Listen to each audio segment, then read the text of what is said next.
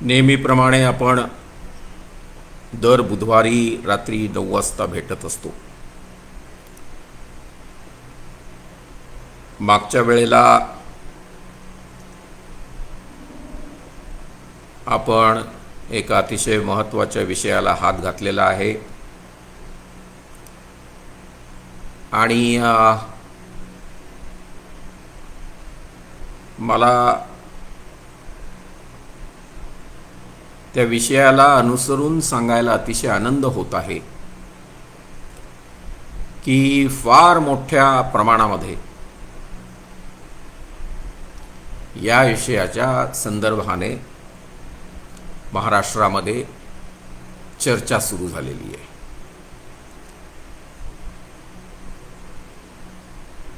मधल्या काळात एक आणखी चांगली आणि आनंदाची डेव्हलपमेंट झाली,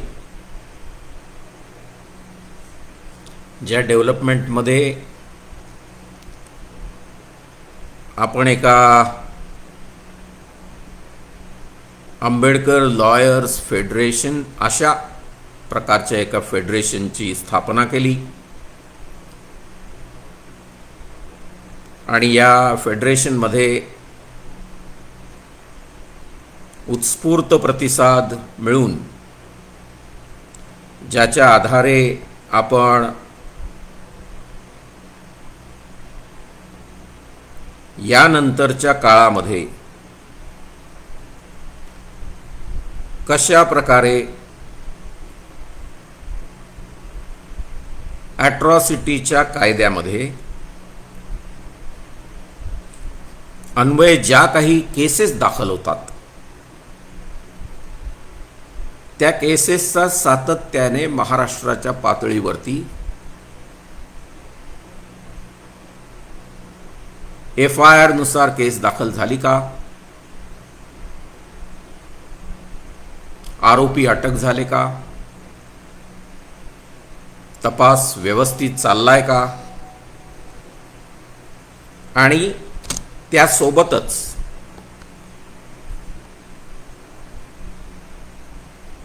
कन्व्हिक्शन किती केसेसमध्ये, कितीमध्ये ॲक्विटल सिद्धदोष आणि दोषमुक्त,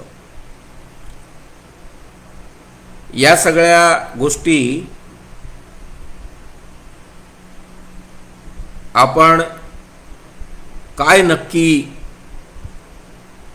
प्रगती या कायद्याच्या अंमलबजावणीच्या अनुषंगाने होते, झाली, यावरती आपलं एक स्वतःचं नियंत्रण, अंकुश किंवा व्हिजिलन्स म्हणूया, निरीक्षण, सतर्कता आपल्याला पाळता येईल. मला सांगायला आनंद होतो की फक्त परवाच्याच दिवशी मी त्या संदर्भामध्ये एक पोस्ट पूर्ण महाराष्ट्रभर कशी फिरेल याची काळजी घेतली आणि त्या पोस्टवरती फार मोठ्या प्रमाणामध्ये आपल्याला रिस्पॉन्सेस मिळाले आणि त्यानुसार आंबेडकर लॉयर्स फेडरेशन असा एक व्हॉट्सॲपचा ग्रुप आपण स्थापन केला आणि मोठ्या प्रमाणामध्ये त्यावरती आपल्या बंधू भगिनींनी सहभागी होण्याची इच्छा व्यक्त केली. मला या गोष्टीविषयी अतिशय आनंद वाटतो, ज्यामध्ये आपण प्रत्येक जिल्ह्यासाठी 5 सदस्य असणार आहेत. असे जर 36 जिल्हे आपण घेतले तर 180 सदस्य असणार आहेत. ते सगळे व्हॉट्सॲपवरती आपण एकत्र करणार आहोत ग्रुपमध्ये. आता सध्या 40-45 त्यातले काही ॲड करायला पेंडिंग आहेत, 40 एक आपण त्याच्यामध्ये टाकलेले आहेत. किरण सुरवाडे आहेत, राहुल मोहिते आहेत, ॲडव्होकेट अनिल पवार, ॲडव्होकेट बाबा वानखेडे, ॲडव्होकेट भावना निकम, त्यानंतर ॲडव्होकेट दिनेश वर्मा, ॲडव्होकेट शिवाजीनगरचे दोंदे, किरण कांबळे, लीना चव्हाण पुण्याच्या, ओमप्रकाश खटारे, पंकज मेढे, प्रशांत जाधव ठाण्याहून, ॲडव्होकेट राजे गायकवाड, धुळ्याहून राहुल वाघ, भंडाऱ्याहून सागर चव्हाण, परभणीहून सुहास रावळे, ज्यांनी म्हटलं की त्यांनी अशा प्रकारचा एक प्रयत्न 2 वर्षांपूर्वी केला होता, परंतु त्यांना जेव्हा मी सिस्टीम समजावून सांगितली सगळी की नक्की कसं करायचं आहे, त्यांना प्रचंड आनंद झाला. ते म्हटले मी आपल्याला सामील होतो आणि आमचे सगळे लोक आपल्याला सामील होतील. विजय गुलाबराव साळवे, विलास भामरे, विनोद बोरसे धुळे, काही सोशल ॲक्टिव्हिस्ट भगवान सूर्यवंशी साहेबांसारखे, भास्कर अमृतसागर, देविदास वाघमारे, दिलीप लोखंडे, दुर्गेश उखरडू बिराडे, व्ही.एन. कांबळे, आपल्या प्राचार्या सिद्धार्थ महाविद्यालयाच्या संध्या डोके मॅडम, मधुकर तातोबा कांबळे, पत्रकार घेतलेले आहेत आपण, महेंद्र सोनावणे पत्रकार, सुधारक ओलवे पत्रकार, सुधाकर काश्यप, त्यानंतर आहेत पद्माकर गायकवाड जे रिटायर्ड IAS ऑफिसर आहेत, प्रोफेसर्स घेतलेले आहेत शुक्राचार्य गायकवाड, नंतर आहेत राजेश निकाम, राजकुमार मोरे मुंबईहून, राजू मजदे नाशिकवरून जे फार ॲक्टिव्ह आहेत, चाळीसगाववरून संदीप निकाम, एक डेप्युटी कलेक्टर रिटायर्ड शिवाजी बहिरराव साहेब आहेत, वंदना परांतींनी इच्छा व्यक्त केली की आम्हालाही घ्या लंडनहून, आम्ही आपल्याला फीडबॅक देत राहू. अशा प्रकारे मोठ्या प्रमाणात, म्हणजे अजून त्या ग्रुपमध्ये गेला अख्खा दिवस कालचा माझा त्या ग्रुपमध्ये बायोडाटा मागवणे. आमचे सेक्रेटरी राहुल मोहिते यांनी फार मेहनत घेतली. इंजिनिअरिंगचा विद्यार्थी आहे फायनल इयरचा.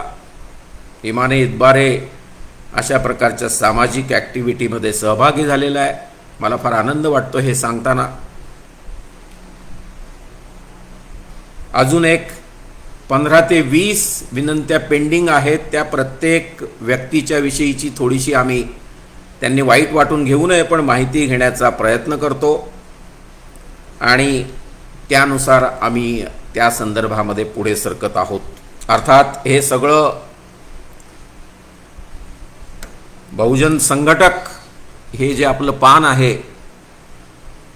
हे पान म्हणजे फार महत्त्वाचं पान आता निर्माण झालेलं आहे,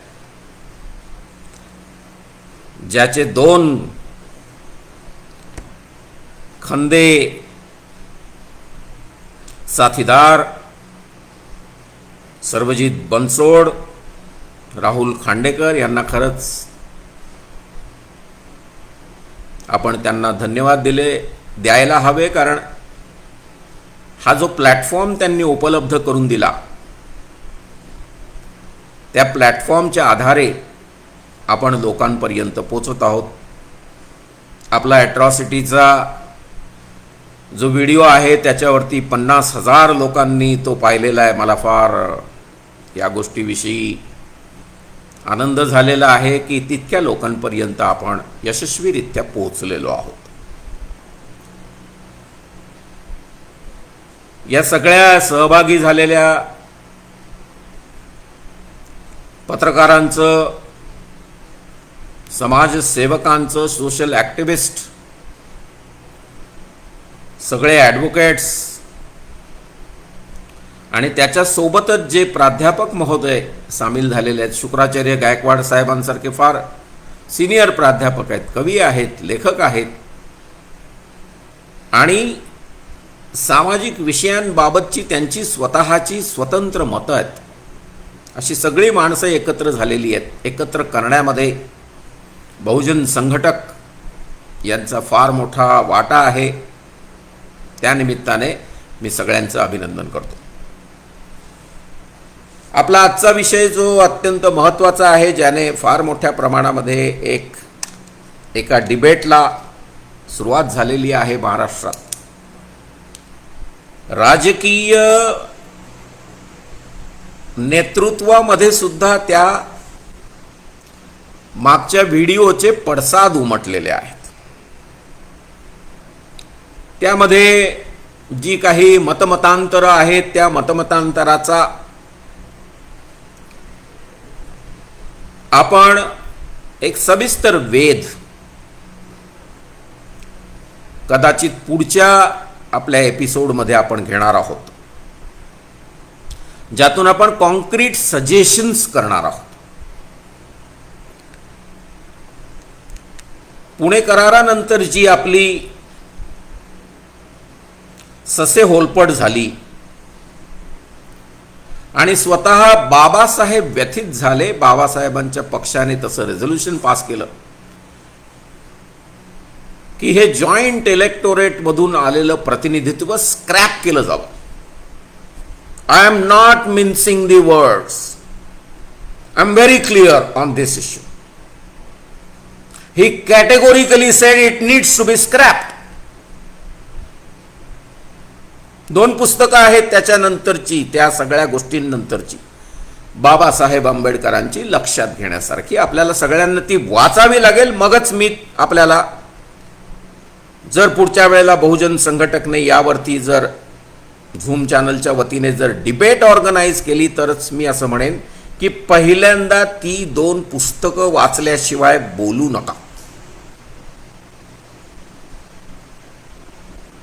कोणती 2 पुस्तकं आहेत? एक आहे 45 सालचं what Congress and Gandhi have done to untouchables, बाबासाहेबांचं पुस्तक. आणि 47चं आहे states and minorities, published in 1947. या दोनही पुस्तकांमधल्या मुद्द्यांचा जर आपण क्रक्स घेतला तर त्याच्या पानोपानी बाबासाहेब आंबेडकरांची, त्यातली आपल्याला कोटेशन सुद्धा बाहेर काढता येतील की हे माझ्या समाज बांधवांनी यानंतर येणाऱ्या राजकीय नेतृत्वाने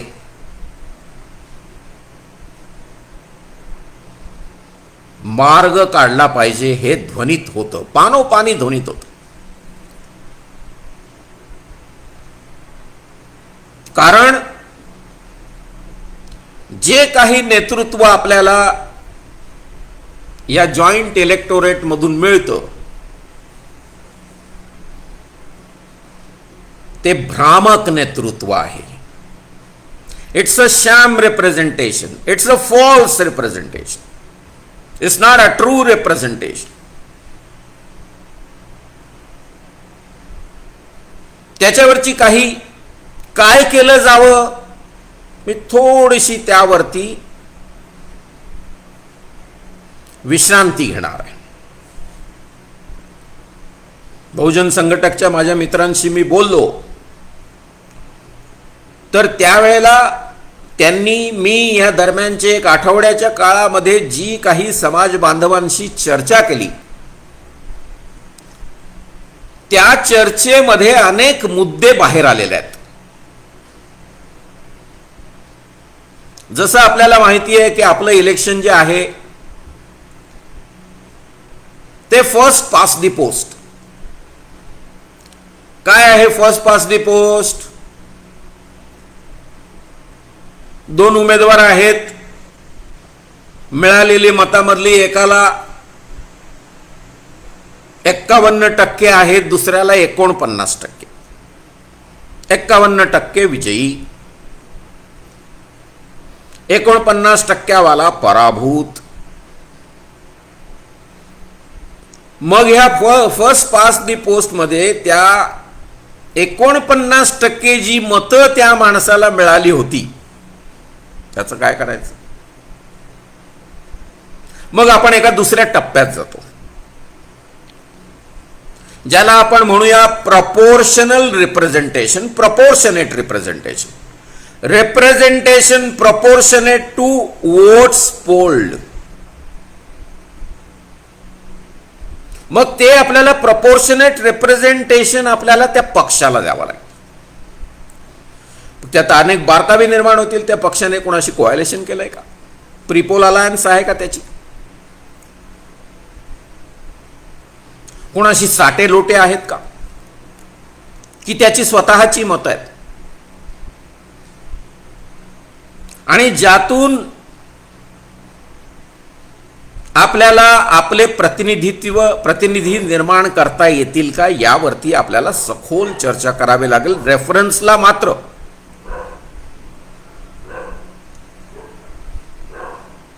जे काही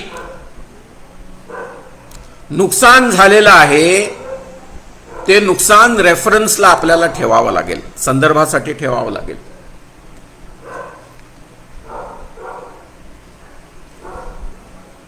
हे जे नुकसान झालेलं आहे, हे नुकसान एका वेगळ्या दिशेला आपल्याला घेऊन गेलेलं आहे, याचा मी आवर्जून उल्लेख करू इच्छितो.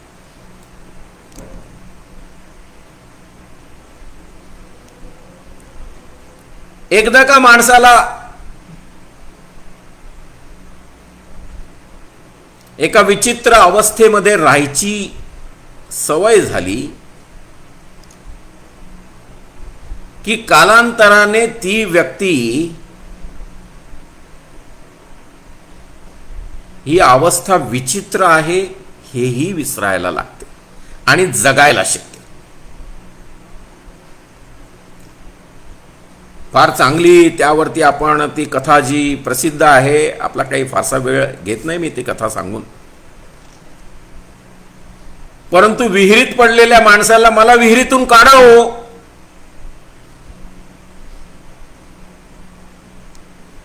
ऐवजी त्याला विहिरीच्या खालपर्यंत जेवण दिलं जातं, काढण्याची व्यवस्था होई पावेतो, आणि दुसऱ्या दिवशी तो विहिरीतून काढावं सांगत नाही, मला जेवण द्या हो. असा जो मानवी स्वभावामध्ये बदल होतो,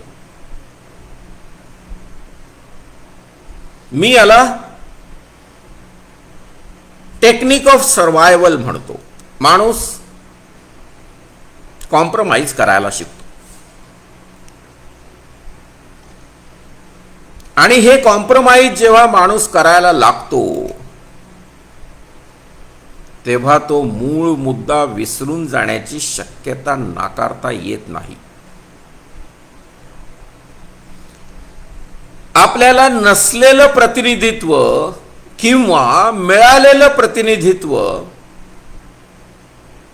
भ्रामक आहे, म्हणजेच प्रतिनिधित्व नाही, हे आपण विसरलोय की काय?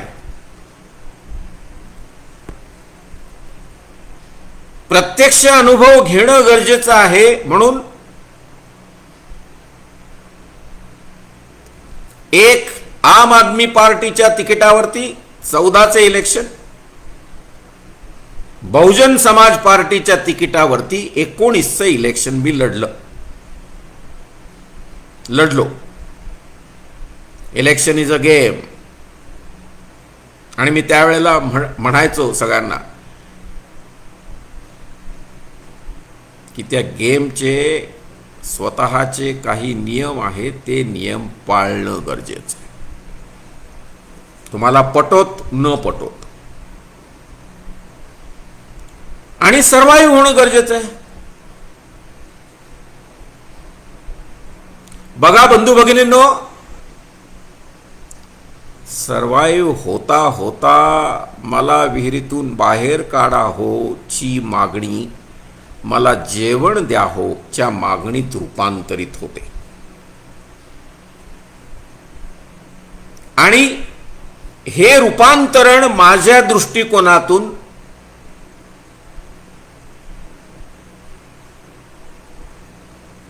लॉंग रन मध्ये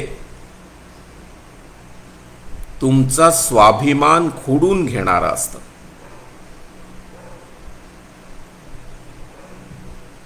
तुम्हाला अस्मितेचा विसर पडायला लावणारं असतं. आणि तुम्ही जे आपण नेहमी म्हणतो की कोणाच्या तरी दावणीला बांधलं जाणं, त्यातलं दुःख विसरायला लावणारं असतं.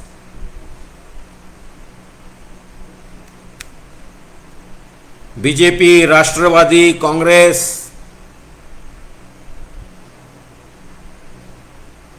या प्रस्थापित पक्षांकडून उभं राहून निवडणूक लढवून निवडून येऊ शकता, असे काही प्रपोजल्स जेव्हा मी पाहिले,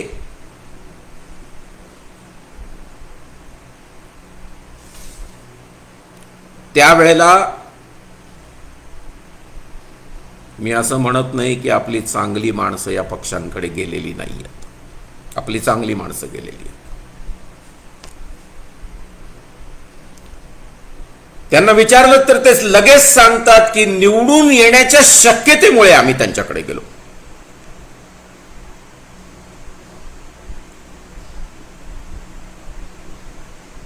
हे आहे सर्व्हायव्हल इन्स्टिंक्ट.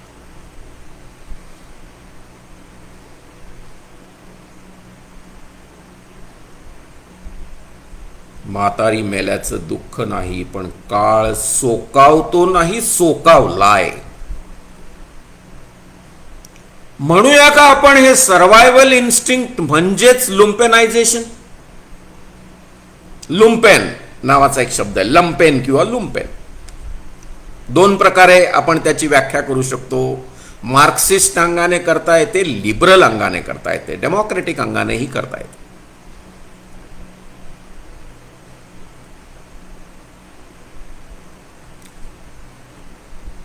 छोट्या गोष्टीत समाधान मानणे, किंबहुना मूळची मागणी विसरणे. मार्क्सिस्ट म्हणतात जो एक प्रॉलेटेरिएट असतो त्यातला एक बुर्ज्वाच्या अंगाने जाणारा लुम्पेन प्रॉलेटेरिएट असतो. सर्वहारा, पण तो ऍडजस्टमेंट करायला, मांडवली करायला, त्यांना मांडवलदार म्हणतो मी.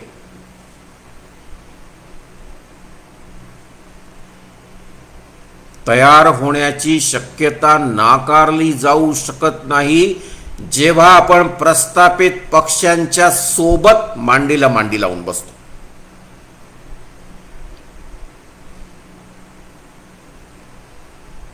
आणि ही लुम्पेनायझेशनची प्रक्रिया इतकी भयंकर असते,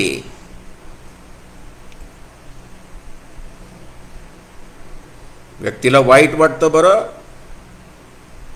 मला लुम्पेन म्हणता काय? तुम्ही काय मोठे स्वाभिमानी, तुम्ही काय कमावलं ज्याच्या आधारे मला हे आपण म्हणत आहात? मी जनरल म्हणतो. कुणीही व्यक्तीने ते स्वतःला लावून घेऊ नये, माझी विनंती राहील. आपल्याला एका जनरल डिबेटला सुरुवात करायची आहे. जर बाळासाहेब व्यथित होते आणि जर बाळासाहेब म्हटले होते की joint electorate, combined electorate needs to be scrapped completely, absolutely,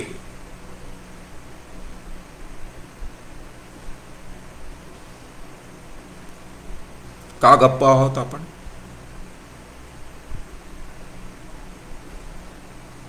विचार करायचा नाही का? चर्चा करायची नाही का? आपण सवलती मागितल्या नव्हत्या,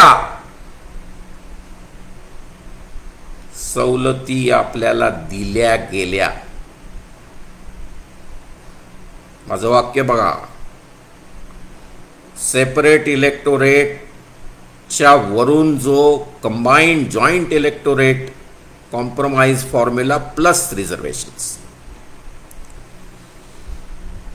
जे आपण मागितलं नव्हतं ते आपल्याला दिलं गेलेलं आहे. त्यामुळे त्याच्यावरती कुणालाही आपल्याला दोष देण्याचा अधिकार नाही. मी स्पष्टपणे सांगू इच्छितो, आम्ही मागितलं नव्हतं. तुम्हाला प्रपोर्शनेटली काही गोष्टी असं वाटेल की त्याचा फार ॲडव्हान्टेज झाला, मी पूर्णतः मान्य करतो. जे आपल्याला स्वतंत्र मतदारसंघातून मिळालं असतं ते कंबाइंड इलेक्टोरेट विथ रिझर्वेशननी आपल्याला मिळालेलं नाही. पहिल्यांदा आपल्याला हे चर्चेच्या अगोदर मान्य करावं लागेल. अरे अगदी शेवटचा टप्पा कॉन्स्टिट्युएंट असेंब्लीमध्ये आपल्याला आणून याच्यात काही बदल करता येईल का हो नागप्पा? तुम्ही मांडा विषय, कमीत कमी इनडायरेक्टली मला बघू द्या.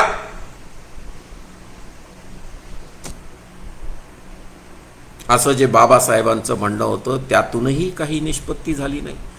अरे का, जर ते कंबाइंड इलेक्टोरेट आपल्याला जर फायद्याचं होतं तर बाबासाहेबांचं का डेस्परेशन होतं? आपण हा प्रश्न विचारायचा की नाही?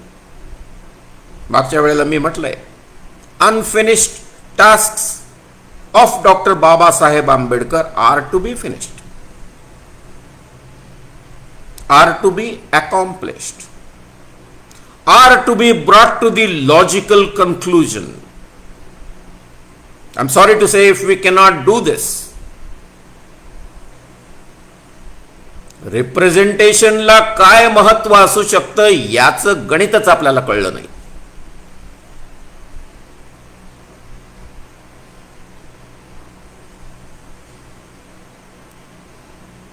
बघा, अमेरिकन वॉर ऑफ इंडिपेंडन्स, आम्हाला न विचारता तुम्ही टॅक्सेस लावले.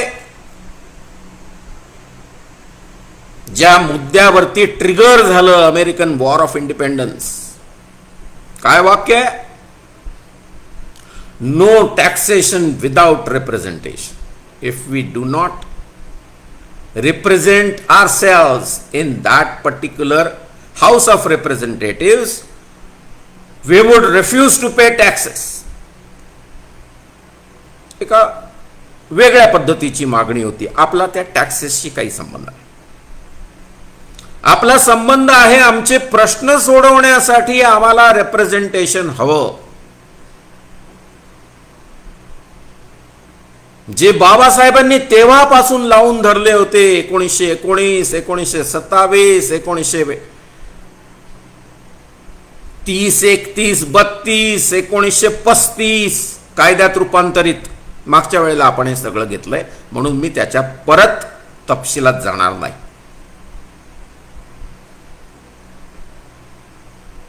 काय प्रयत्न आहेत? फक्त एकाच गोष्टीसाठी, रिप्रेझेंटेशन.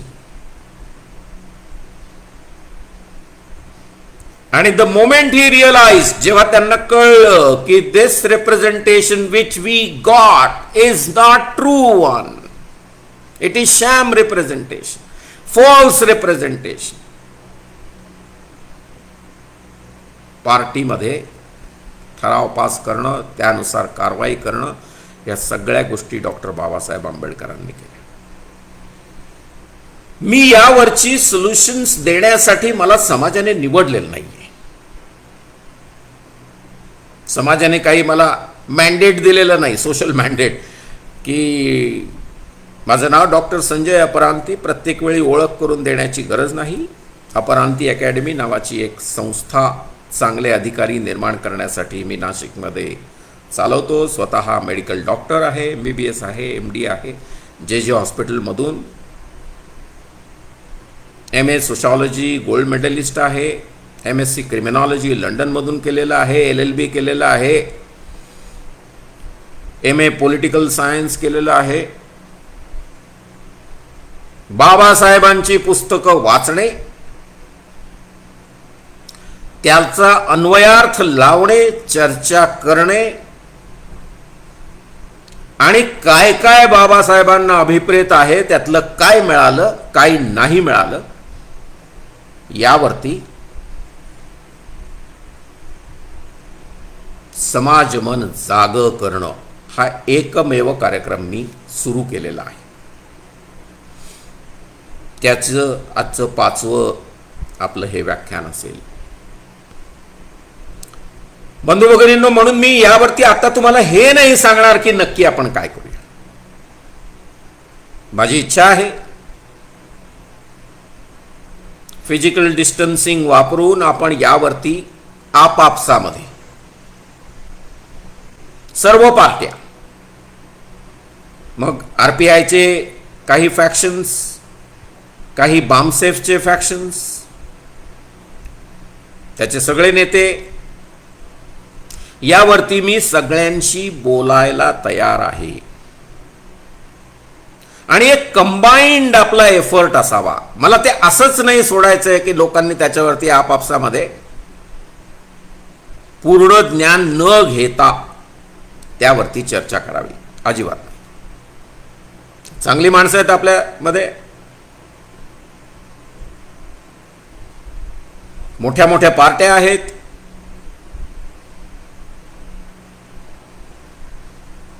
त्या सगळ्यांचे नेते, त्यांच्या थिंक टँक, या सगळ्यांशी बोलून आपण यावरती कन्क्लुजनला येऊ शकतो की नक्की काय असावं. जर प्रपोर्शनेट रिप्रेझेंटेशनची मागणी असेल तर ती कशी केली जावी, ती कशी मिळवली जावी. Representation is essential which we must understand. Please, प्रतिनिधित्वा विना आपण अपंग आहोत असं माझं स्टेटमेंट. प्रतिनिधित्व मिळालंच पाहिजे. जगाचा इतिहास बघा, अजून आपल्याकडे सगळ्या जुन्या रूढी, परंपरा, व्यवस्था सगळ्या तशाच चालू आहेत. अत्याचार दिवसेंदिवस वाढत आहेत. घ्या एनसीआरबीचा data, national crime records bureau च्या डेटामध्ये atrocities are on rise every year. त्यामध्ये भर पडते, कमी होत नाही. आणि केसेस सुटण्याचं प्रमाणही कमी होत नाही.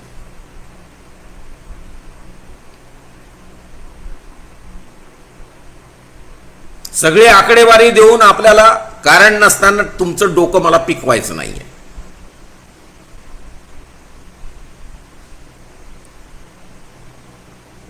जगभराच्या गोष्टी जर आपण बघितल्या तर 2006 सालीच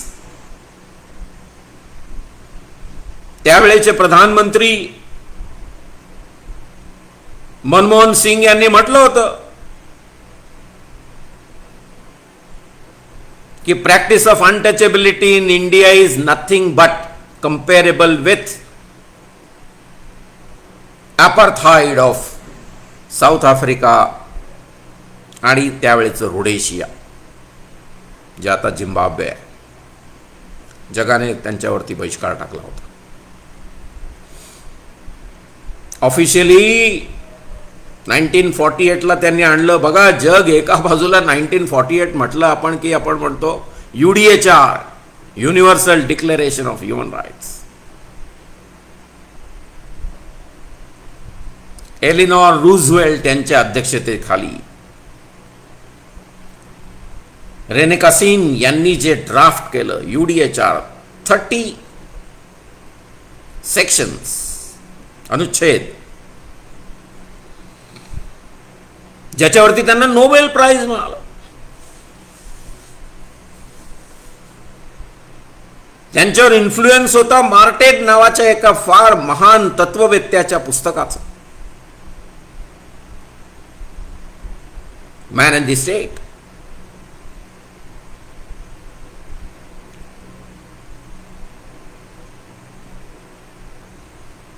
जगाचा इतिहास हा मानवाधिकाराच्या दिशेने जाणार आहे. सगळी माणसं समान आहेत. Everyone is born equal. Everyone needs to be treated on equal footing. मानवाधिकार. सर्ड मध्ये ज्या वेळेला या इक्वालिटीच्या संदर्भात आपल्या देशामध्ये काय चाललंय, कसं चाललंय,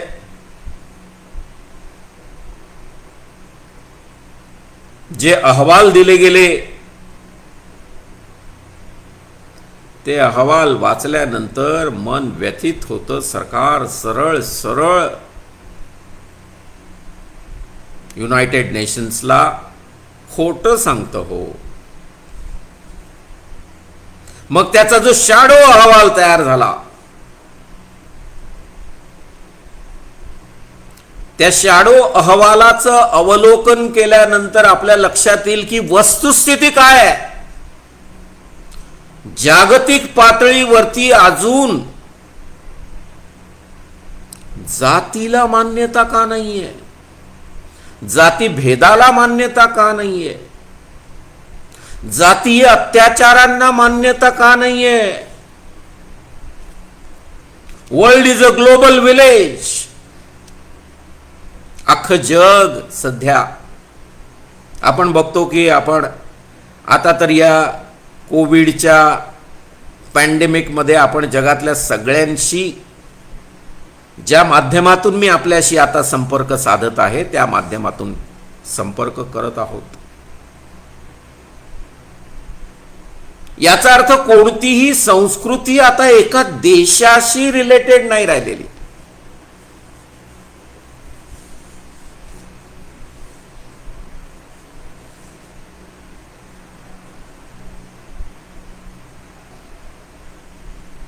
जे म्हटलं गेलं होतं क्लॅश ऑफ सिव्हिलायझेशन,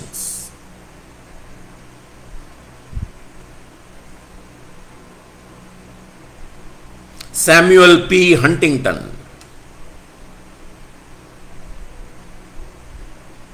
ही सगळी यानंतरचा इतिहास is going to be that of clash of civilisation.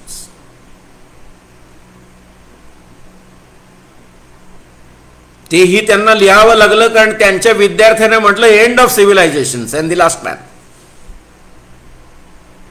ते म्हटले no, clash would remain, it is civilizational clash.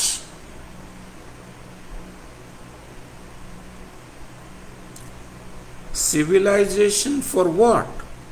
For betterment. संस्कृती कशासाठी? उत्कर्षासाठी, प्रगतीसाठी. आपल्याकडच्या परंपरा कशासाठी? असमानता टिकवण्यासाठी, भेदभाव करण्यासाठी,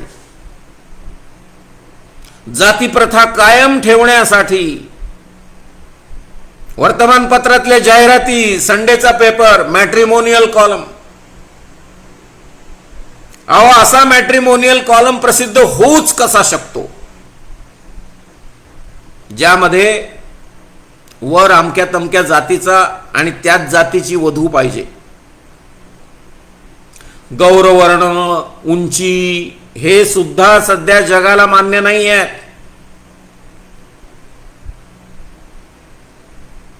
black leaves matter and black is beauty. काढून टाका त्या बुरसटलेल्या कल्पना डोक्यातून.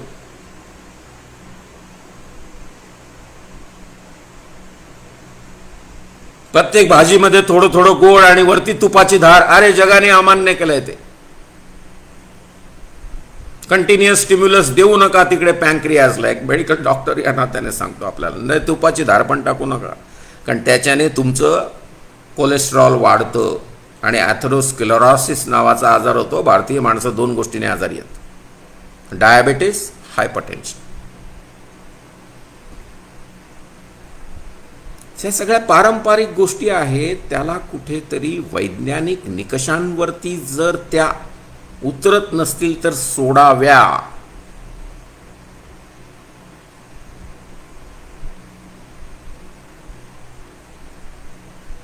जसं जसं आपण पुढे सरकतो ते अपार्थाईडही नष्ट झालं. 48ला ऑफिशियली त्यांनी आणलं होतं आफ्रिकानर्सनी, डच लोकांनी. शेवटचे त्यांचे स्तंभ क्लार्क आणि बोथा जावं लागलं आणि नेल्सन मंडेला क्षितिजावरती अवतीर्ण झाले. जेलमधून तर बाहेर आलेच, रॉबिन आयलंडमधून, सॉलिटरी कन्फाइनमेंट मधून, वैशिष्ट्य बघा. आणि ठराविक काळ राष्ट्राचे प्रमुख राहिल्यानंतर पाय उतार झाले, दुसऱ्या माणसाला संधी दिली, घे तू चल पुढे, मी आहे. शिकण्यासारख्या गोष्टी आहेत आपल्याला. आपल्याशी यासाठी हे कम्युनिकेशन करत आहोत, आपण डॉक्टर बाबासाहेब आंबेडकरांची विचारधारा घेऊन पुढे चाललेलो आहोत. आपलं थिंकिंग विश्वव्यापी आहे. विश्वाला गवसणी घालण्याचं थिंकिंग आहे. आपण छोटे विचार नाही करू शकत. करत असू तर आपण बाबासाहेब आंबेडकरांचं नाव घेण्याची आपल्यामध्ये नैतिक पातळी आणि प्रज्ञा नाही, असं मी आपल्याला सांगू इच्छितो. बाबासाहेब आंबेडकरांचं नाव घेणं सोपं नाही. बाबासाहेब आंबेडकर व्यक्ती नाही, Babasaheb Ambedkar is a phenomenon.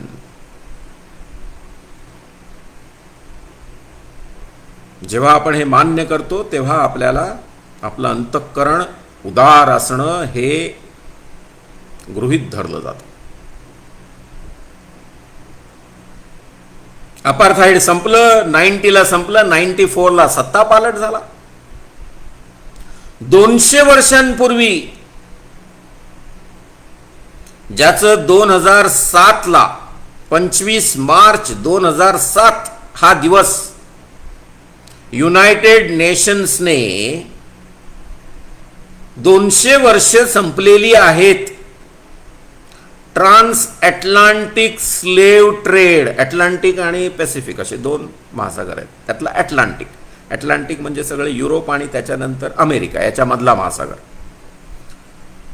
Trans Atlantic slave trade has been abolished. It is 200th year, 25th March 2007. 6ला आपले मनमोहन सिंगजी म्हटलेले आहेत की इट्स अ हिडन अपार्थाईड, आपलं प्रॅक्टिस ऑफ अनटचेबिलिटी. बघा, आणि 7लाच नेमकं 200 वर्ष त्यांचं संपल्याच झालंय. म्हणजे आपल्या आदल्या वर्षी सुद्धा आपले स्वतः प्रधानमंत्री म्हणतायत की अजूनही प्रॅक्टिस शिल्लक आहे. कोणी काढायची होय, कोणी नष्ट करायची practice. You will have to have your proper political representation and representatives speaking on your behalf and dealing with the social issues independently. पक्षांच्या दावडीला बांधलं जाऊन नाही, यासाठी हे रेफरन्सेस मी आपल्याला देत आहे. म्हणजे जेणेकरून आपल्याला कळेल की नक्की आपल्यावर अन्याय झालाय तर कोणत्या पातळीपर्यंत, जग कुठे, आपण कुठे. 200 वर्षापूर्वी abolition, trans Atlantic slave trade. आपले पण कधीतरी डिक्लेरेशन होऊ द्या ना की मॅट्रिमोनियल कॉलम बंद झाले, intercaste marriages, inter religious marriages सुरू झाले. ज्यांनी अत्याचार केले त्यांनी चौकात उभं राहून माफी मागावी.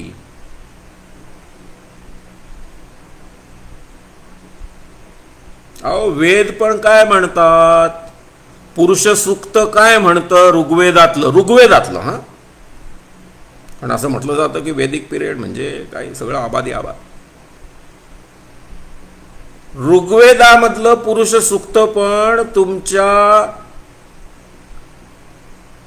तो एक पुरुष जो होता त्याच्या कशा कशातून काय काय जन्माला आलं याविषयी ऋग्वेदातलं पुरुष सूक्त म्हणतं. कसं म्हणायचं आपण की ऋग्वेद चांगला आहे?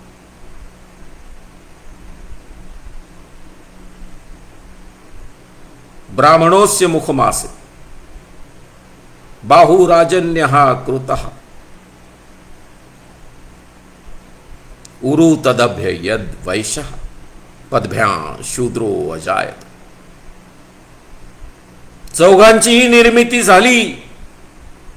अहो, आम्ही तर शूद्राती शूद्र, मग आमची निर्मितीच नाही का? ओबीसी पायातून आले, वैश्य मांड्यांमधून आले, क्षत्रिय बाहूमधून आले, ब्राह्मण मुखातून आले. सगळ्या प्रकारचं त्यावरती महात्मा फुल्यांनी लिहून ठेवलेलं आहे. आपण वाचा, वाचन वाढवा, गरजेचं आहे. हमरी तुमरी येऊन चर्चा करू नका आणि हे कधीच गृहीत धरू नका. काही 2-3 चर्चा मी टेलिव्हिजनवरच्या पाहिल्या आणि अत्यंत व्यथित झालो की अरे काही माणसं भांडतायत, तिथे पण भांडतायत. इतर लोक भांडत असतील सोडून द्या, बाबासाहेबांच्या माणसाने अशा प्रकारे हमरी तुमरीवरती येऊन, ज्याला इगो असतो त्याने वाचन करून नम्रता प्राप्त करून घ्यावी.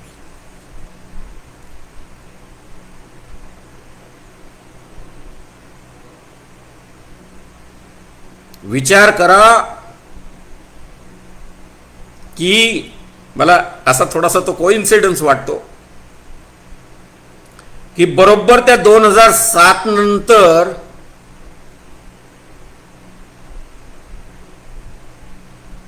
1818 1 जानेवारी ते 2018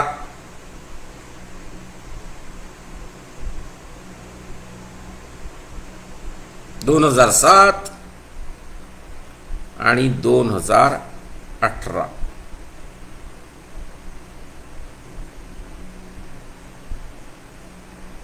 पेशवाई बुडाली. तिकडे ट्रान्स अटलांटिक स्लेव्ह ट्रेड नष्ट झाला. इथे आम्ही गळ्यातलं मडकन पाठीचा झाडू तोडला आणि दिला फेकून.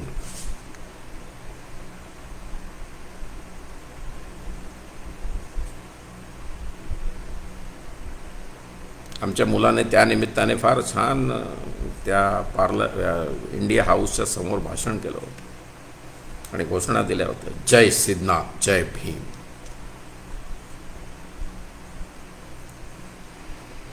फार सोसलंय आपण आणि त्यातून बाहेर पडण्यासाठी आपल्याला प्रतिनिधित्वा व्यतिरिक्तची कुठलीच गोष्ट,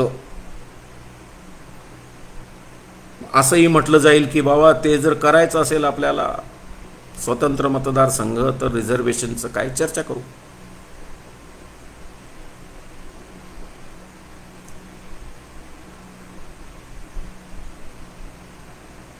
सगळ्या गोष्टींवरती चर्चा करता येते, मार्ग काढता येतो.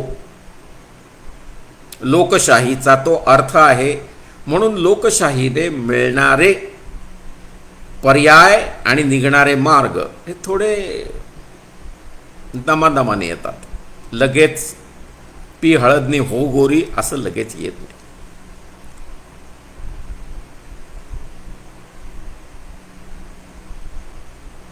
जे 1932 पासून आपण जसं म्हटलं की त्या 32 नंतर 37ला इलेक्शन आलं,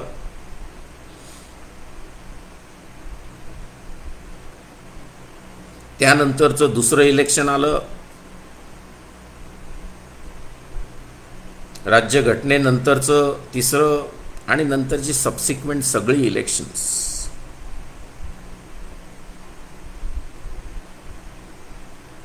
प्रतिनिधी आले, प्रतिनिधी गेले. पार्टीच्या बाहेर जाऊन हे प्रतिनिधी लोकसभेमध्ये मौनी बाबा म्हणूनच बसले. आता एक थोडासा फिलॉसॉफिकल त्यातला दुष्परिणाम जो आहे त्याच्यावरती मी प्रकाश टाकू इच्छितो. तो आहे लुम्पेनायझेशनचा.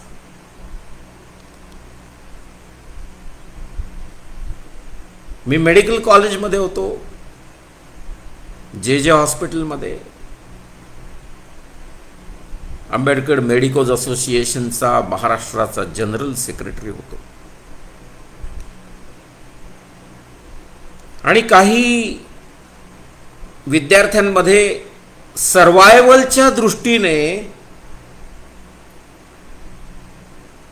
कास्ट सुप्रीमसिस्टच्या सोबत कॉम्प्रोमाइज करण्याच्या ज्या प्रवृत्ती तयार झाल्या होत्या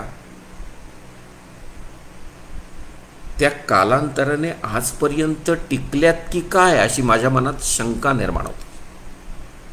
दोज आर लुम्पेन्स. त्यावेळेला आमच्या एका अतिशय क्रांतिकारक असा विद्यार्थी होता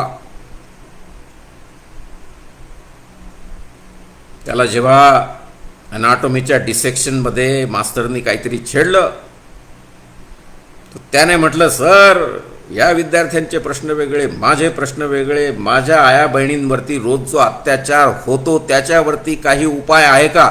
डिसेक्शनच्या टेबलवर उभा राहून आवाज देऊ का? मला या विचारांनी माझा मेंदू कायमचा अस्वस्थ आहे असं त्या विद्यार्थ्यांचं वक्तव्य जे होतं, त्या विद्यार्थ्याचं उणं पुरं वय 17-18 वर्ष. परंतु डॉक्टर बाबासाहेब आंबेडकरांच्या विचाराने तो माणूस भारावला होता. ब्लॅक्स जेव्हा त्यांच्या सगळ्या प्रकारच्या कला सादर करत होते, आपल्याकडचे लोक जे ते बघायला गेले होते, त्या प्रत्येक गोष्टीमध्ये त्यांनी रेसिझम दुष्परिणाम, मग नाटक असेल, ड्रामा असेल, गाणं असेल, आणि ते नष्ट केलं पाहिजे. आता आपण बघितलं ब्लॅक लाईव्ज मॅटरचे सगळं पोलीस खातं अमेरिकेचं गुडघ्यावरती बसून त्यांनी माफी मागितलेली आहे. वी आर सॉरी, जे घडलं ते सर्वथैव चुकीचं. अरे काय आपलं उन्हा, खैरलानजी, रमाबाई आंबेडकर हत्याकांड,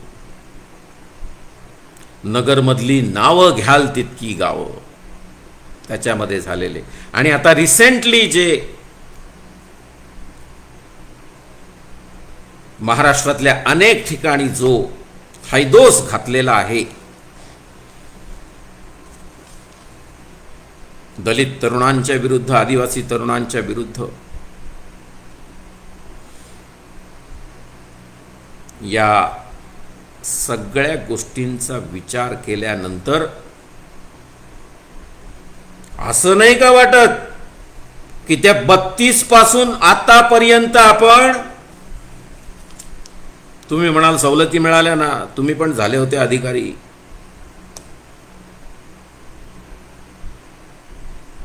आश्चर्य असं आहे की आपले बरेच अधिकारी व्हॉलंटरी रिटायरमेंट घेतात. जरा डोकावून बघा त्यांच्या अंतरंगामध्ये का घेतात.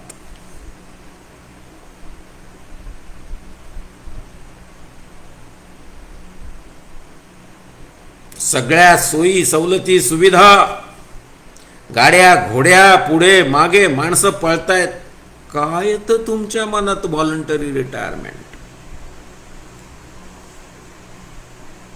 मला त्यावेळेला लगेच आठवतं गांधींना बाबासाहेबांनी सांगितलेलं, आय डोंट हॅव होमलँड. मी ते नाही म्हणणार आज.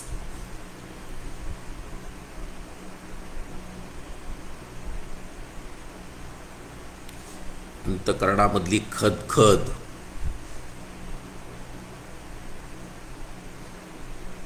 सगळं व्यवस्थित झालं पाहिजे. कुठल्याही प्रकारे अन्याय अत्याचार होऊ नयेत. मागच्या वेळेला मी ओझरता उल्लेख केला, यंदा आपल्याला संधी आहे. या सरकारला 10वा जो विषय आहे सस्टेनेबल डेव्हलपमेंट गोल्स मधला, त्यात इनइक्वालिटी आलेली आहे. आपल्याला संधी आहे.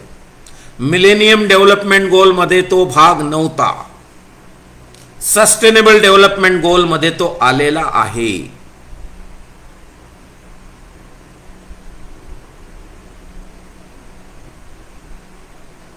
डेव्हिड मॉस यांनी तो शब्द पकडलेला आहे.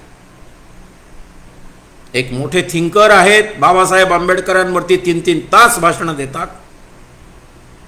SOAS नावाची संस्था आहे, ओरिएंटल अँड आफ्रिकन स्टडीज करणारी, लंडनमध्ये. तिथे हे अँथ्रोपॉलॉजीचे हेड ऑफ द डिपार्टमेंट आहेत, विभाग प्रमुख आहेत. त्यांनी तो शब्द पकडला आहे. त्यांनी लिहिलेले आर्टिकल्स वाचा. आणि त्यात त्यांचं म्हणणं आहे की सगळ्या प्रकारची इनइक्वालिटी जर नष्ट करायची असेल, रेस असेल, जेंडर असेल, कास्ट का नाही? Why caste cannot be a part of your efforts to remove inequality? अरे एवढा मोठा खंडप्राय देश, एवढी मोठी लोकसंख्या, काही काळापूर्वी आपण म्हणत होतो 165 मिलियन, जगभराचे सगळे एकत्र केले 200-250 मिलियन लोकांवरती होणारे अत्याचार, how can they go unnoticed for the world? And if they go unnoticed for the world, we are at fault.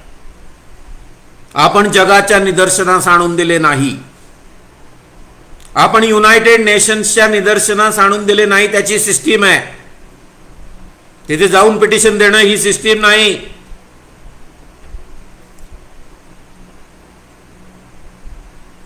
वेगवेगळ्या सरकारांच्या निदर्शनास त्यांच्याकडे कायदे करण्याच्या प्रक्रियेमध्ये ते सस्टेनेबल डेव्हलपमेंट गोलचा, ज्याला आपण नॉर्म सोशलायझेशन म्हणतो, युनायटेड नेशन्सचे जितके नॉर्म असतात त्या नॉर्मला अनुसरून ज्या वेळेला कायदे केले जातात,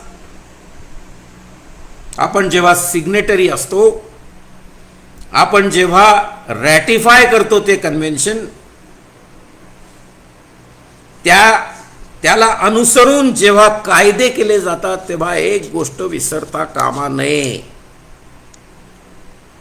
की त्याचं ओरिजिन युनायटेड नेशन्समध्ये आहे. बाबासाहेबांनी एवढी मोठी राज्यघटना दिली, असा विचार करा. Universal declaration of human rights 48चा आहे आणि 46 पासून बाबासाहेब आंबेडकर या विषयावरती विचार करत आहेत. कॉन्स्टिट्युएंट असेंब्लीच्या डिबेट्स चालू आहेत, लिखाण चालू आहे. 2 वर्ष 11 महिने 17 दिवस घ्या UDHR एका बाजूला, घ्या आपली कॉन्स्टिट्यूशन दुसऱ्या बाजूला, आणि आपल्याला लक्षात येईल पॅरलली डॉक्टर बाबासाहेब आंबेडकर, जे आपण UDHR मध्ये बघतो ते फार शॉर्ट आहे, कारण त्यानंतर 1969ला सर्ड आणावं लागतं, त्यानंतर सेडो आणावं लागतं, CEDAW, convention on elimination of all kinds of discriminations against women.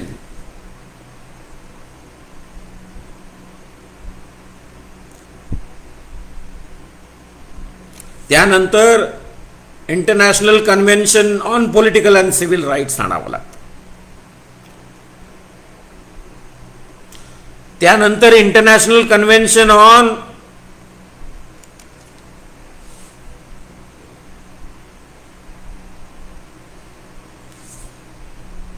Social, cultural, economic rights वरती आणावं लागतं. सगळे एकत्र करा आता.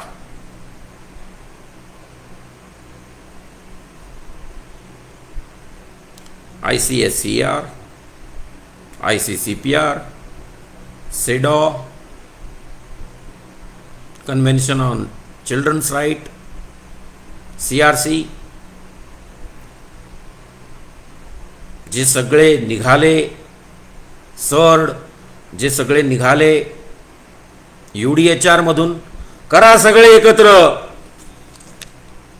करा कंपॅरेटिव्ह अभ्यास डॉक्टर बाबासाहेब आंबेडकरांनी निर्माण केलेल्या राज्यघटनेचा.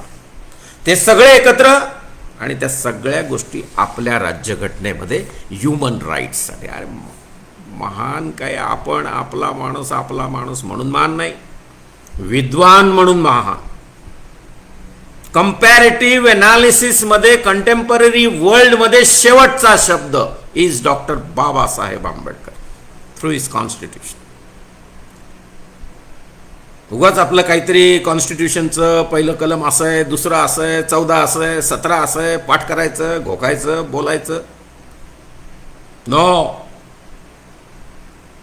Let's try and understand the philosophy. Let's try and understand the uniqueness of this document. हे तुम्हाला मी सांगितलं ते सगळं एकत्र करायचं आणि कॉन्स्टिट्यूशन आपली एका बाजूला करायची तुलना आणि ठरवायचं. किती मोठी कामगिरी आहे. त्याच्या विपरीत काय चाललंय बघा. सध्याचा एक फार विचित्र विषय. आपण पॉलिटिकल रिप्रेझेंटेशन, खरं रिप्रेझेंटेशन का बोलतोय, याच्यावर का असावं असं म्हणतोय आपण की ते खरं असावं, भ्रामक असू नये. कारण आपलं डोकं चक्रम व्हावे अशा प्रकारे सध्या सिलेबसमध्ये कोविड पॅन्डेमिकच्या निमित्ताने बदल करण्यात येत आहेत, आलेले आहेत. 30% काय तर सिलेबस आम्हाला कमी करायचं. पोरांना ओझू नको, मान्य, ओझू नको, बर्डन नको. बर्डन दिलं की माणूस शिकायचं बंद करतो, विरोध करायला लागतात. नाही शिकायचं, मग जबरदस्ती नाही करायची माझ्यावर. त्या 30% जे सिलेबस काढून टाकलं, अहो त्याच्यात काय काय काढलं माहिती आहे का तुम्हाला?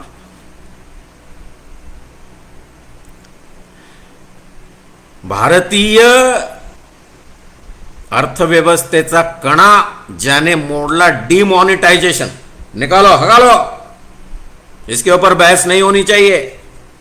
आपण म्हणतो डिमॉनिटायझेशन, त्याच्यानंतर डिफेक्टिव्ह इम्प्लिमेंटेशन ऑफ टॅक्सेशन और GST अँड देअर आफ्टर आता हे आणखी कोविडनं तर वाटोळच करून टाकलं.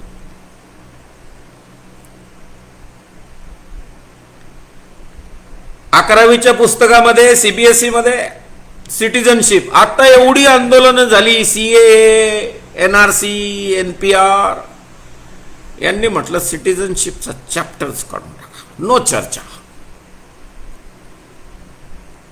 नॅशनलिझम, सिटिझनशिप, सेक्युलरिझम 11वीच्या पुस्तकातून हटाव. अशा गोष्टींची चर्चाच नको. विद्यार्थी म्हणजे कसा मजबूत, PCMB, physics, chemistry, maths, biology. मग UPSCची परीक्षा 3 तासाची, देशाचा चार्ज. मग ते म्हणणार आम्ही अशा प्रकारे, ती IPS अधिकारी अशा प्रकारे दलितांना हाणते मी. अरे काय माणसं निर्माण करतात. आणि भविष्यामध्ये अशीच निर्माण करायची असा काही घाट घातलाय का?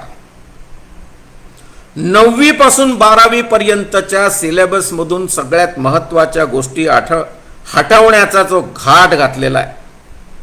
डेमोक्रेटिक राईट्स 9वी मध्ये काढून टाका. 10वी मध्ये डेमोक्रेसी अँड डायव्हर्सिटी काढून टाका.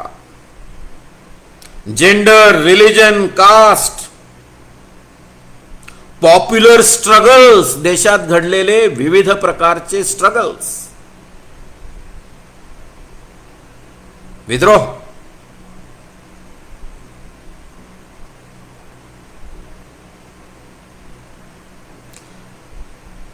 विविध प्रकारचे स्ट्रगल्स अँड मुवमेंट्स, वेगवेगळ्या ज्या काही मुवमेंट्स झाल्या,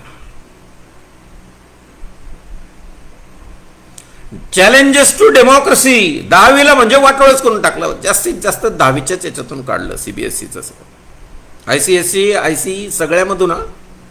फक्त CBSE म्हणू नका, नाही तर म्हणाल सर आमच्या बोर्डाचं काय, आपली पोरं म्हणजे जोरदार आहेत. कमीत कमी तो चॅप्टर असतो म्हणून तरी चर्चा केली जाते.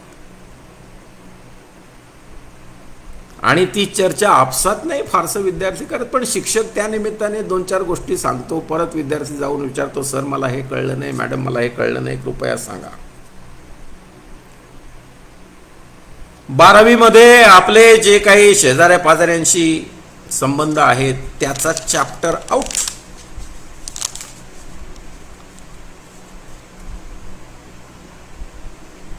अशा प्रकारच्या सगळ्या दुर्घटना आता ज्या घडत आहेत, तुम्हाला काय वाटतं कोणाच्या मुळावरती येत आहेत?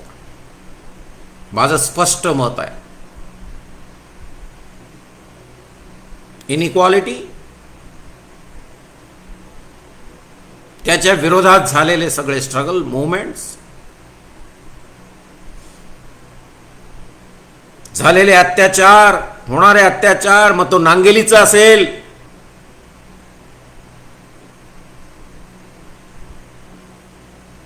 मूलकर्म टॅक्स, आपल्याला माहिती आहे, मला त्याचं उच्चारण करतानाही त्रास होतो, जो केरळमध्ये होता, आपण वाचायचं त्याच्याविषयी, नांगेली, मी एवढंच म्हणेन, नांगेली टाईप केलं तरी तुम्हाला मिळून जाईल, मूलकर्म टॅक्स, टॉपलेस, त्याच्यासाठीचा लढा, विविध प्रकारचे लढे, मुवमेंट्स.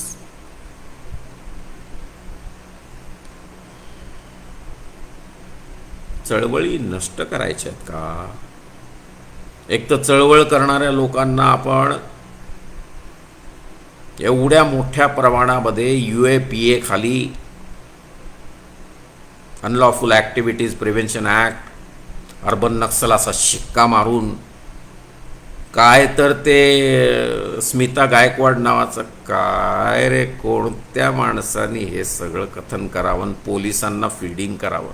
मला पण असं वाटतं त्या DGP साहेबांनी, काय कुणाचं ऐकून तुम्ही काय निर्णय घेता? इतका फरक झाला का पोलीस खात्यामध्ये?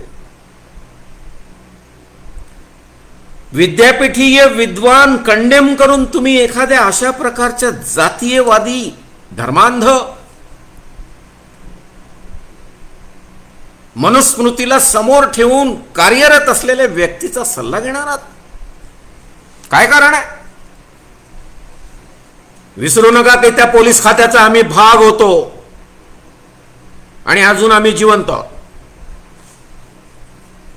अयोग्य आहे हे वर्तन.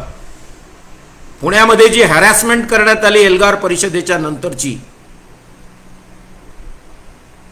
त्या हॅरॅसमेंटचा मी धिक्कार करतो. आणि नंतर ती केस तिकडे वरती NIA, काय संबंध NIAचा?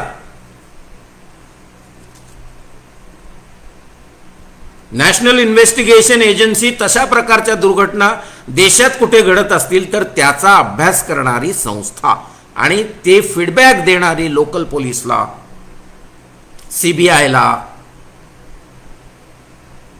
फक्त टेररिझमच्या संदर्भात मग हा तपास तुम्ही NIA कडे देता? अरे आपला विषय असला पाहिजे हा. फक्त दलित तरुणांना डॅमेज कसं करता येईल अर्बन नक्सल म्हणून. बंधू भगिनींनो, यावरती डिबेट छेडा, यावरती चर्चा करणं गरजेचं आहे. आपली भेदरलेली आहेत तरुण पोरं, ते काय म्हणतात, सर आम्ही गाणी पण गायची नाही का, आम्ही चर्चाही करायची नाही. मग आम्ही करायचं काय? एकतर आम्हाला प्रतिनिधित्व नाही, तुमच्या दावणीला बांधले गेलो तो प्रतिनिधी, आणि त्यामुळे गावगांना पुढारी निर्माण झालेत. कोणत्या गावात जायचं म्हटलं की गावातला तो पुढारी लगेच पुढे येतो, म्हणतो तुमचा पक्ष कोणता सांगा. तुम्ही बाळासाहेबांचे की रामदास आठवलेंचे की अन्य, मग ते बॉम्बसेफवाले असतील किंवा RPI वाले असतील, त्यांच्यातले कुणाशी अटॅच्ड आहेत ते सांगा आणि मगच गावात या. अरे काय रे, आमची माणसं आहेत ना, ती बाबासाहेबांची माणसं आहेत, आंबेडकरी माणसं आहेत. तुम्ही काय ठेका घेतलाय का? आम्ही त्यांच्यापर्यंत पोहोचायचं नाही. चांगल्या प्रकारे बहुजन संघटक त्यांच्यापर्यंत पोहोचण्यासाठी हे जे एक माध्यम वापरत आहे सोशल मीडियाचं.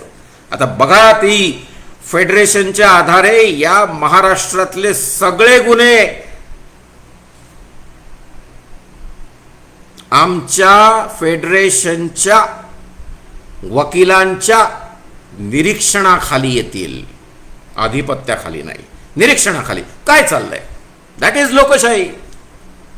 ऑम्बुड्समन, वॉच डॉग, आम्ही लक्ष ठेवून आहोत, शॅडो आहे आमची.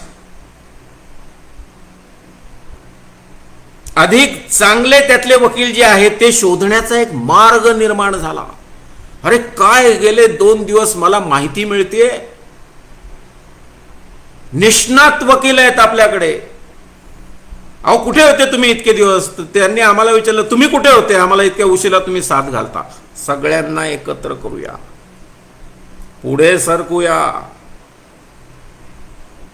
आणि ज्या काही चित्र विचित्र घटना घडताय ते सिलेबस कट केलंय 30%. अहो ओझ कमी करण्याचं नाही तर वैचारिक पातळी कमी करून भविष्यामध्ये कास्ट सुप्रीमेसिस्ट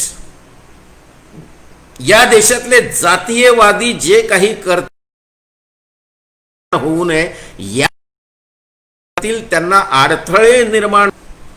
चर्चा बंद करतो, असं केल्यानंतर चर्चा बंद होते. बंधू भगिनींनो, एक महत्वाचा मुद्दा जो मला सांगणं अत्यंत गरजेचं आहे. चर्चा कोणत्या अंगाने जाते, इकडे जाते तिकडे जाते, मला काही देणं घेणं नाही. मी सोल्जर आहे,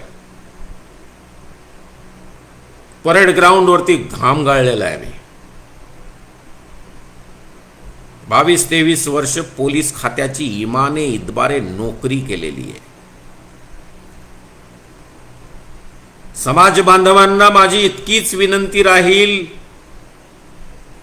नेतेगणांना माझी इतकीच विनंती राहील की पुणे करारानंतर आपलं जे प्रस्थापित पार्ट्यांच्या सोबत राहून मानसिक बदल झालेले आहेत, आपण जे लुम्पेनाइज झालेले आहोत, त्यातून बाहेर येण्यासाठी आपल्याला राजकीय प्रतिनिधित्व मिळवणं गरजेचं आहे. हे पहिल्यांदा मान्य करून त्यावरती चर्चा करूया. Direct election, first pass the post, किंवा रिप्रेझेंटेटिव्ह प्रपोर्शनेट रिप्रेझेंटेशन, किंवा अन्य काही चर्चा करू. हा समाज, यात नुसते राजकीय नेते नाही आहेत संख्येच्या आधारे, तर राजकीय विचारवंत आहेत आणि नेतेही आहेत. त्या सगळ्यांना एकत्र करून बहुजन संघटकने यावर चर्चा घडवून आणावी अशी माझी इच्छा आहे. त्यासाठीचं जे बॅकग्राऊंड मटेरियल आहे यावरती मी पुढच्या बुधवारी सविस्तर बोलणार आहे. त्यानंतर एक झूम कॉन्फरन्स असावी. 50-50 हजार लोक बघतात. मी तर ऐकूनच आश्चर्यचकित झालो. प्रत्यक्ष मी विचारलं आमच्या संघटकच्या माणसाला की अरे बाबा 50,000 नक्की आहे की इथे पण भ्रामकता आहे, खरं आहे का सांग, खरंच 50,000 माणसांनी आम्हाला ऐकलंय? तो म्हटला हो, आमच्या हातात नाही, ते बॉट देतो, कम्प्युटर काढून देतो, ते आमच्या हातात काहीच नाहीये. बंधू भगिनींनो,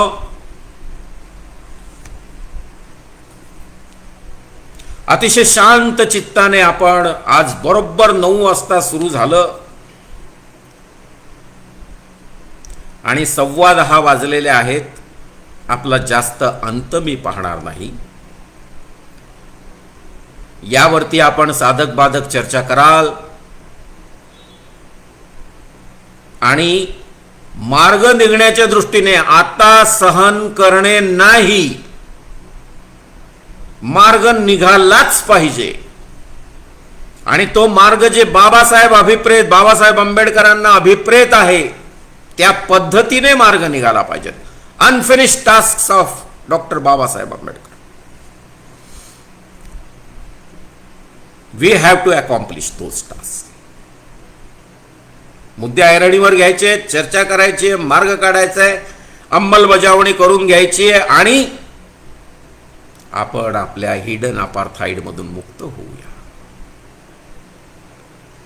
आपण आपल्या नो रिप्रेझेंटेशन या लागलेल्या ब्लॉट, हा जो डाग लागलेला आहे त्यातून मुक्त होऊया आणि रिप्रेझेंटेशन मिळण्यासाठी प्रस्थापित पक्षांच्या दावणीला बांधलं जाऊन लुम्पेनायझेशनच्या प्रक्रियेपासून समाजाला वाचवूया. अन्यथा कोणीच टिकणार नाही आपल्यासोबत, सगळे निघून जातील. आणि तिथे जाऊन आपण जर त्यांना म्हटलं की साहेब आता निवडून आलात आता करा, अरे तुम्हाला तर माहिती आहे मी BJP मध्ये आहे, मी काँग्रेसमध्ये आहे, मी अन्य कोणत्या पक्षात आहे, त्यामुळे आम्हाला पक्षाचा व्हीप असतो, पक्षाची मतं असतात, ती आम्हाला मांडावी लागतात. अपरांती साहेब अहो तुमचं ठीक आहे हो, जसं काय अपरांती साहेबांना काही कोणी विचारलंच नाही. गैरसमजातून बाहेर या, तुम्हीच महान आहात आणि तुम्हीच राजकारण करू शकता आणि तुम्हालाच राजकारण कळतं, काढून टाका.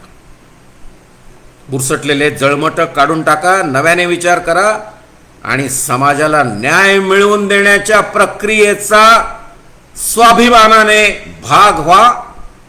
न्याय मिळवून द्या. हा समाज डॉक्टर बाबासाहेब आंबेडकरांचा आहे आणि न्याय मिळवून घ्यायचा कसा हे त्यांना व्यवस्थित माहिती आहे. म्हणून लुम्पेनायझेशनच्या प्रक्रियेतून आपण त्यांना मुक्त करूया. पुढच्या बुधवारपर्यंत आपण चर्चा कराल, माझ्याशी संपर्क कराल. बरेच लोक विचारतात तुमचा मोबाईल नंबर द्या. मी टाळलं होतं पण आता मला असं वाटतं मोबाईल नंबर देऊनच टाकतो. कृपया मेसेज टाका, कारण फोन करता आणि प्रत्येक वेळेला फोन केल्यानंतर फोन तोडणं, आता पोलीस होतो तेव्हा सहज तोडता येत होता. आता लोक म्हणतात का अजूनही पोलिसी खाक्या थाट तसाच आहे का हो अपरांती साहेब, म्हणून ते फोन तोडता येत नाही हो. 9657728204 व्हॉट्सॲपवरती मेसेज टाकायचा. 9657728204 सरळ व्हॉट्सॲपवरती मेसेज टाका. प्लीज कॉल करू नका. व्हॉट्सॲप कॉल, व्हॉट्सॲप व्हिडिओ, कधीतरी माणूस तिकडे टॉयलेटमध्ये असतो तुमचा व्हिडिओ येतो. रे का हो, या सोशल मीडियाने तसं म्हटलं तर चांगलं केलं सगळं. ॲटलिस्ट आपल्याला बोलता येतं, एकमेकाशी संपर्क साधता येतो. आपण शांत चित्ताने आपल्याशी केलेलं हितगुज आपण ऐकून घेतलं. मी काही नम्रपणे गोष्टी नमूद केलेल्या आहेत. पहिल्यांदा तर सगळ्या राजकीय नेत्यांनी मी मानाचा जय भीम करतो, क्रांतिकारक जय भीम. गैरसमज करून घेऊ नका, चर्चेला सुरुवात करा, मार्ग नक्की निघेल. इगो थोडासा बाजूला ठेवा. विविध प्रकारचे प्राध्यापक आहेत, पॉलिटिकल सायन्सचे, सोशॉलॉजीचे, इकॉनॉमिक्सचे, आपल्या आसपासचे डॉक्टर्स आहेत, वकील आहेत, सगळ्यांशी बोला. रिटायर्ड आपले प्रोफेसर्स आहेत, त्याहूनही रिटायर्ड पोलीस अधिकारी आहेत, रिटायर्ड IAS आहेत, IPS आहेत, फॉरेस्टचे अधिकारी आहेत.